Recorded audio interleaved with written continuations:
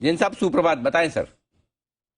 बिल्कुल अनिल जी, एक बेहतरीन quality company again Asahi India glass second time मेरे जेम्स में क्वालिफाई हो रहा है। रीजन ये है कि 694 के लेवल से जो भी है मिड कैप स्मॉल कैप में करेक्शन आए, उसकी वजह से ये भी अब नीचे मिल रहा है और ऐसे लेवल पे मिल रहा है जहां पे डाउनसाइड रिस्क भी बहुत कम है। और मैंने जो लेवल्स दिए थे वहां से ये बहुत ऊपर गया था, मैंने 450 के लेवल्स पे दिया था और 700 रुपए के लेवल्स पे गया और अब वापस से जब वहीं पे मिलता है तो 512-13 के लेवल्स है और 450 अगर देखें।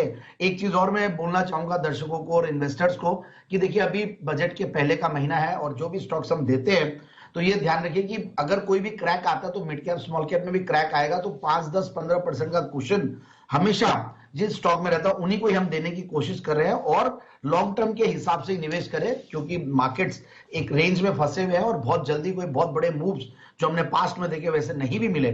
तो यही एक रीजन था कि मैंने बता रहा था। बाकी असाही इंडिया ग्लास देखिए, लाब्रू फैमिली, असाही जापान और मारुति, इनका एक जॉइंट वेंचर है और गजब का एक कंपनी है। एक फ्लोट ग्लास इंडिया लिमिटेड बोल के मुझे याद है आईपीओ जब आया था तो काफी सुर्खियों में था वो आईपीओ, और वो उसको एक्वायर करने के बाद ये कंपनी देखिए दो बहुत बड़े सेगमेंट्स में है। एक तो ओईएम्स को ये लोग ग्लास मैन्युफैक्चरिंग करते हैं, मतलब ये लोग सप्लाई करते हैं जो ऑटो ग्लास है, तो उसमें करीब 73% मार्केट शेयर इस कंपनी का है।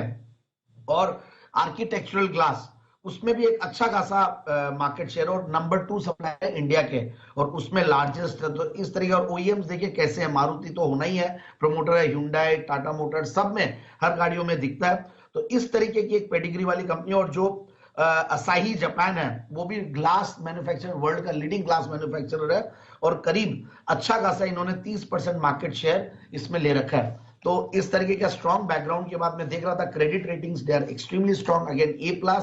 और सबसे बढ़िया बात है फंडामेंटल्स बहुत बढ़िया और 21% का रिटर्न ऑन कैपिटल एम्प्लॉयड है, अगेन 21% का रिटर्न ऑन इक्विटी भी है और अगेन 21% की प्रॉफिट की कैगर भी रही है पिछले 3 सालों की और पिछले 5 सालों में भी कंपनी गजब ग्रो की और ऑपरेटिंग प्रॉफिट मार्जिन भी अगेन 21% का, ये भी एक गजब का वो रहा है।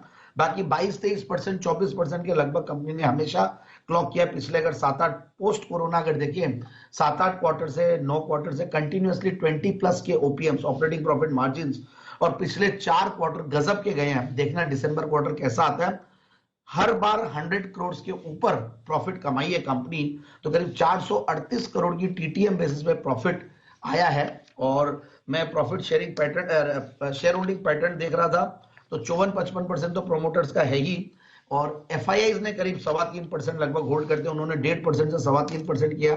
डीआईआईज भी होल्ड करते हैं 2.25% के लगभग और पब्लिक शेयर होल्डिंग में कुछ बहुत बड़े नाम सितंबर के क्वार्टर में ऐड हुए हैं, तो उससे भी ये स्टॉक काफी उस क्वार्टर में भी चला और अब आगे वाले दिनों में आफ्टर करेक्शन चूंकि डाउनसाइड रिस्क कम है, मुझे लगता है कि स्टॉक पे बिल्कुल नजरें बनाए रखनी चाहिए। जिस तरीके की पेडिग्री की कंपनी है, जो मार्केट में इनकी स्टैंडिंग है और अगर रियल एस्टेट भी चलता है तो भी इनको फायदा मिलता है, ऑटो चलता है तो भी फायदा मिलता है।